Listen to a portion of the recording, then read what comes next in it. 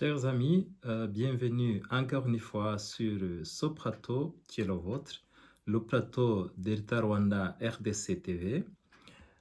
Aujourd'hui, nous sommes le 1er février 2026. Je suis Jean-Marie Vianney Minani. Alors, aujourd'hui, nous avons sur notre table deux sujets très importants que nous allons traiter. Il s'agit premièrement de la candidature de la République démocratique du Congo au sein de l'organisation OIF, l'Organisation internationale de la francophonie, du moins d'après disons, le rapport de la réunion des ministres en RDC qui s'est tenue dernièrement vendredi. Alors, le gouvernement congolais a décidé de présenter aussi son candidat.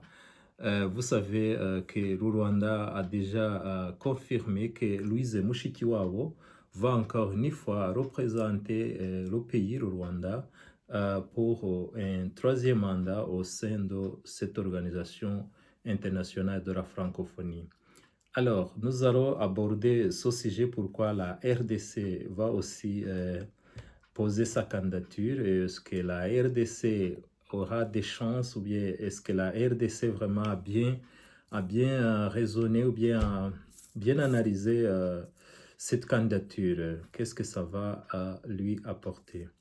Alors, il y a un deuxième sujet aussi très important que nous allons essayer d'aborder. Il s'agit des déclarations de l'ambassadrice du Rwanda à Washington, D.C.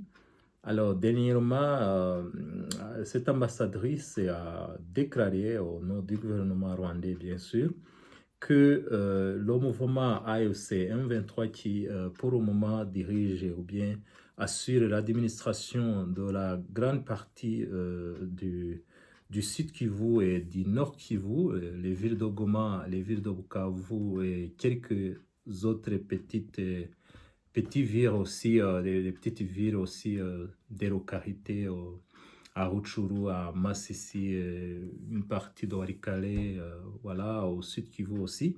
Alors, ce mouvement qui partage, qui contre cette région partagea la frontière avec le Rwanda. Alors, l'ambassadrice a déclaré qu'il y a une collaboration, bien une coordination d'ailleurs en matière de sécurité. Alors, nous allons les deux sujets essayer de les aborder dans une vingtaine de minutes, juste pour ne pas vous prendre beaucoup de temps. Alors, il s'agit, commençons avec le premier sujet. Disons, la décision de la République démocratique du Congo de présenter son candidat qui va contrer la candidature de la candidature de Louise Mushikiwabo qui représente le Rwanda et qui a d'ailleurs vient d'être à la tête de l'organisation de la francophonie. Ça fait déjà à peu près 10 ans parce qu'il vient de faire 2 mandats. Son dernier mandat, le deuxième mandat, va se terminer, si je ne me trompe pas, au mois de juin comme ça. Alors, les élections vont se passer cette année. Alors, au sein de l'organisation de la francophonie, c'est possible de faire plus de 2 mandats. Ce n'est pas comme disons, des mandats présidentiels au sein de quelques pays que nous connaissons qui se limitent à 2 mandats seulement. Alors, c'est possible de faire 3 mandats ou même plus, je pense. Alors, l'ancienne ministre des Affaires étrangères du Rwanda, Louise Mushikiwabo, s'est présentée pour la première fois. Elle a vraiment eu des soutiens de plusieurs pays, au deuxième mandat aussi. Donc, dernièrement, il y a eu une réunion de la francophonie qui s'est tenue à Kigali. C'est au sein de cette réunion, de cette assemblée générale de l'organisation que plusieurs pays ont demandé à Louise Mushikiwabo de se présenter encore, se basant sur son leadership, ou se basant sur le rendement qu'elle a pu quand même montrer disons, après 10 ans à la tête de cette organisation. Alors, la RDC va aussi présenter sa candidature.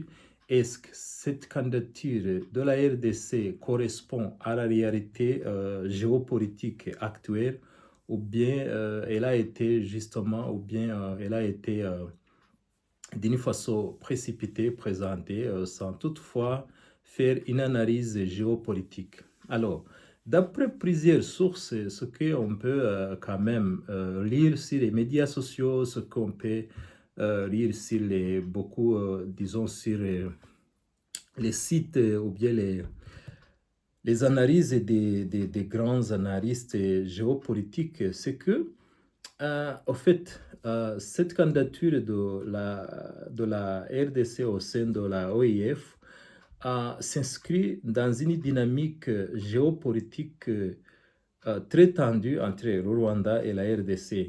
Mais la francophonie, comme certains le disent, n'est pas intérêt de règlement des comptes. Alors, s'il y a des conflits de sécurité ou bien des conflits qui datent de plus de 3 décennies entre la République du Rwanda et la RDC. Alors, ce n'est pas le moment, ce n'est pas, ou bien l'organisation de la francophonie, c'est pas intérêt propice, ou bien c'est pas intérêt vraiment pour aller faire,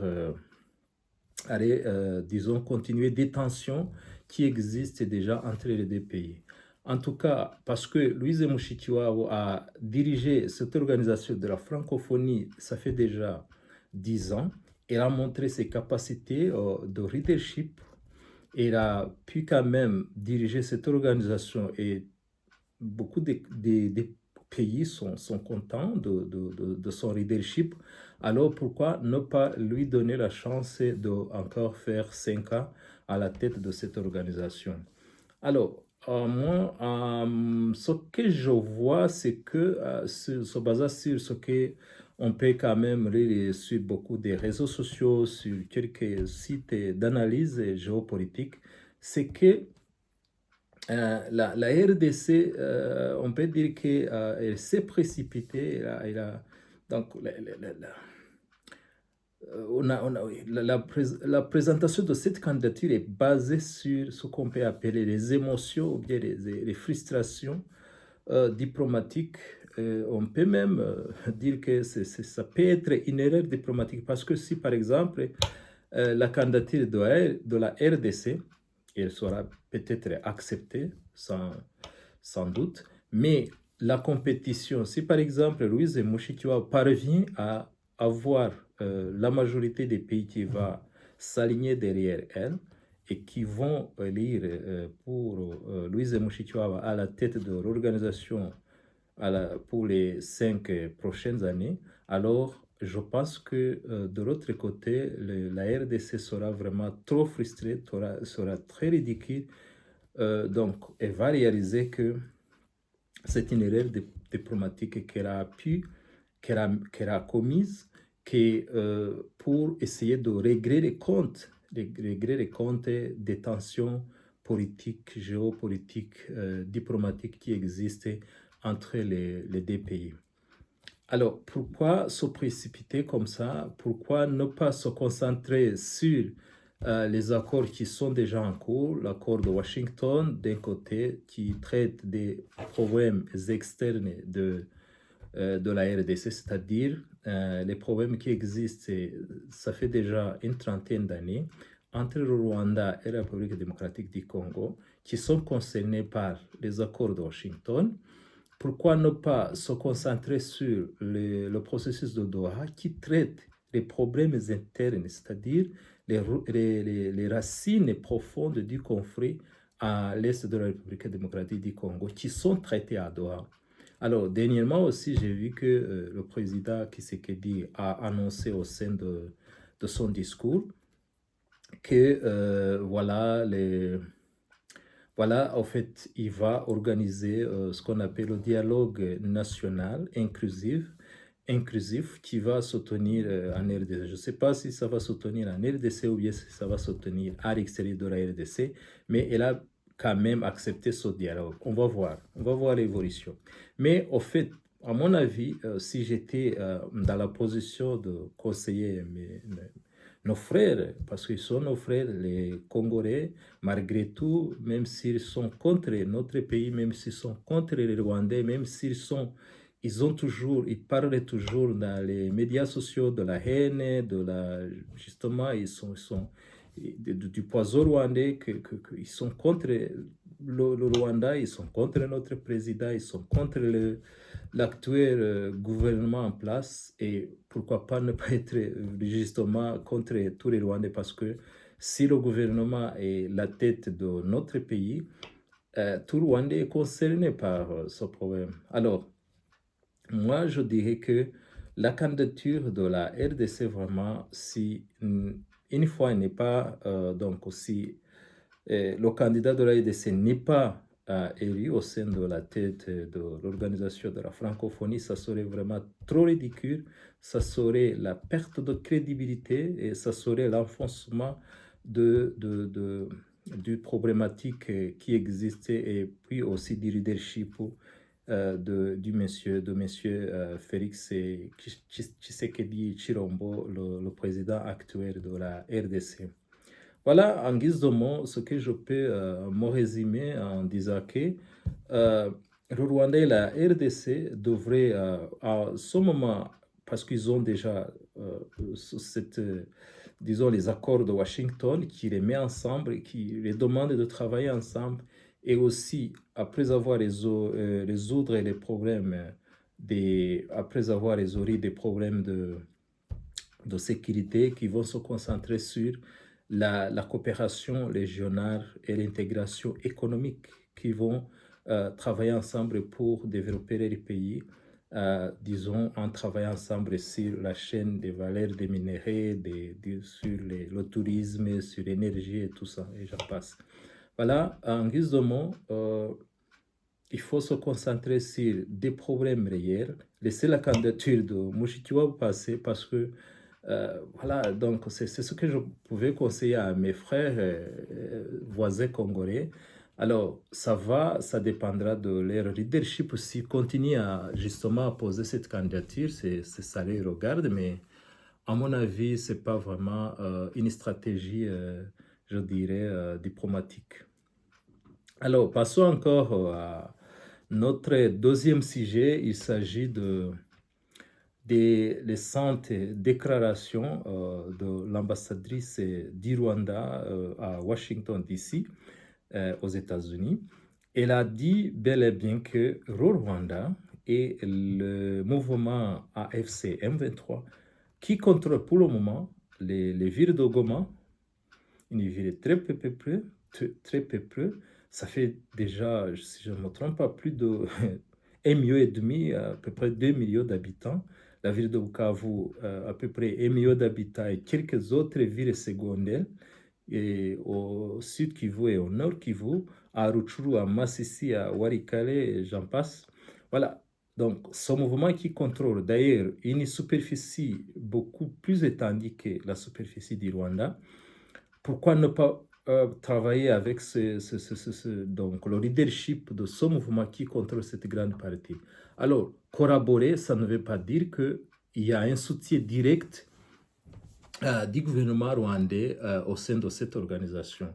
Parce que ça fait déjà plus de 3 ans, ça fait déjà 3 ans et demi d'ailleurs, que le gouvernement de la RDC sillonne le monde entier en disant que voilà, il faut sanctionner le Rwanda, il faut sanctionner le Rwanda parce que la RDC a été agressée par le Rwanda. Et vous savez, ça fait déjà justement plus de 3 ans, il y a eu des résolutions à l'ONU, mais il n'y a personne qui a pu, disons, officiellement, au sein de l'Organisation des Nations Unies, dire que le Rwanda a officiellement agressé la RDC. Il disait qu'il peut y avoir des militaires rwandais au sud Kivu et au nord Kivu, ce que le gouvernement rwandais, bien sûr, n'a pas accepté, a nié.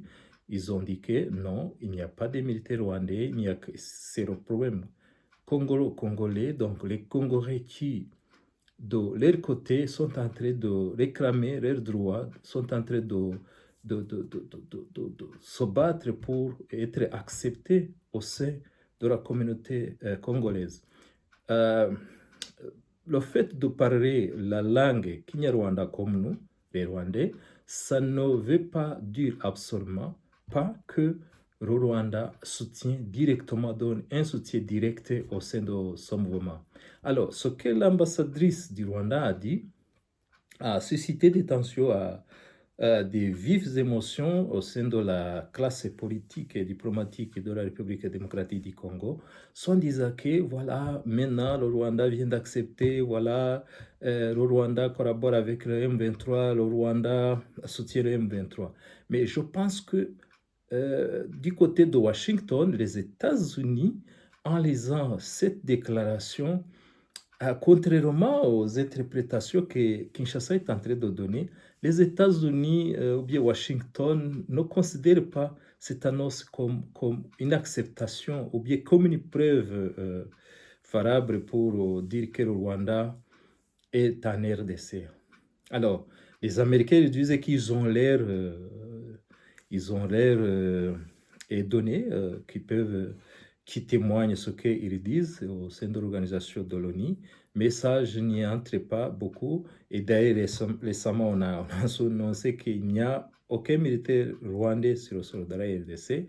Alors, on va voir avec l'évolution, parce que ce qui est très important ici, c'est que la guerre s'arrête à l'est de la RDC et que les deux pays puissent collaborer en matière économique et que les deux populations puissent mutuellement se visiter, qu'il puisse y avoir des mouvements de va-et-vient avec, disons, sur nos frontières et que aussi, disons, la confiance et créer l'établissement ou bien la confiance revienne encore entre les deux peuples qui sont d'ailleurs des peuples voisins, qui sont des peuples frères.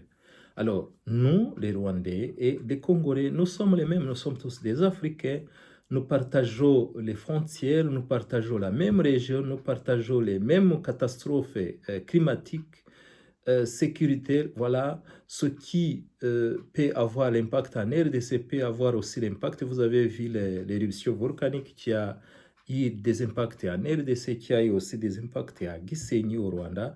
Donc, à mon avis, vraiment, il faut pas se jeter les éponges ou bien se jeter les pierres, se jeter des balles.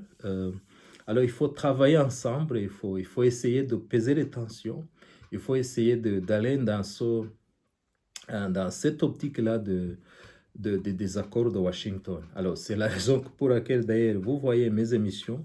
Quand je fais mes émissions, il y a toujours le drapeau du Rwanda, mon pays, et le drapeau des États-Unis derrière moi. Et je peux avoir aussi le drapeau de la RDC, mais bon, même c'est pas mon pays, c'est un pays voisin, c'est un pays frère. Alors, c'est pour montrer l'importance de travailler ensemble parce que les États-Unis, en tant que pays puissant au monde, ils considèrent le Rwanda comme un partenaire stratégique très clé, un partenaire stratégique très important, alors que et aussi la RDC, c'est un partenaire stratégique très important pour le gouvernement de la République démocratique du Congo. Voilà, mes chers amis, voilà ce que je pouvais vous dire à propos les deux sujets que j'avais amenés aujourd'hui. Merci beaucoup de m'avoir suivi.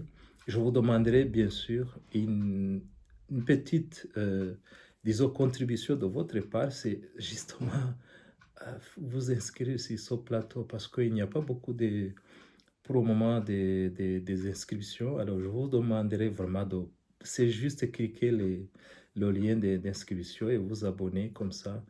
Je serai très heureux, comme ça je vais continuer à œuvrer parce que moi j'essaie de faire des analyses nettes entre les deux pays. En quelque sorte, j'essaie de conseiller, de prodiguer des conseils à nos amis, à nos frères congolais parce que ce qui se disent dans des médias sociaux, ici et là, par la classe politique congolaise, ce sont des des émotions, des frustrations. Ce sont quelquefois des mensonges qui sont en train d'instrumenter la population congolaise, de développer la haine à haut niveau contre les populations rwandaises. Alors ça, je ne peux pas accepter en tant que Rwandais, alors en tant qu'humain aussi. Donc je suis là pour apporter ma contribution à la compréhension ou bien à l'analyse neutre du problème qui existe pour le moment entre le Rwanda et la République démocratique du Congo. Nous sommes les mêmes, nous sommes un même peuple, nous sommes tous des Africains, nous sommes des voisins, nous sommes des frères et sœurs, donc nous devons travailler ensemble, nous devons rester ensemble. Alors derrière moi, vous avez vu quelques images, c'était les... Aujourd'hui au Rwanda, c'est la journée nationale des héros nationaux. Donc, au Monsi Wintwari.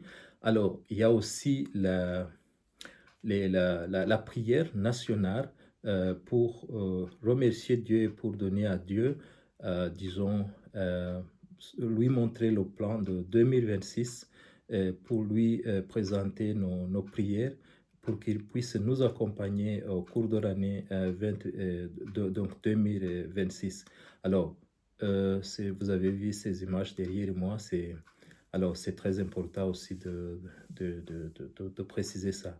Alors, chers amis, je vais me limiter, je viens de faire déjà 21 minutes. Alors, je vous aime, je suis vraiment votre frère, donc voilà, restons en contact. Merci beaucoup de m'avoir suivi et voilà, et on va se voir la prochaine fois. Merci. Au revoir.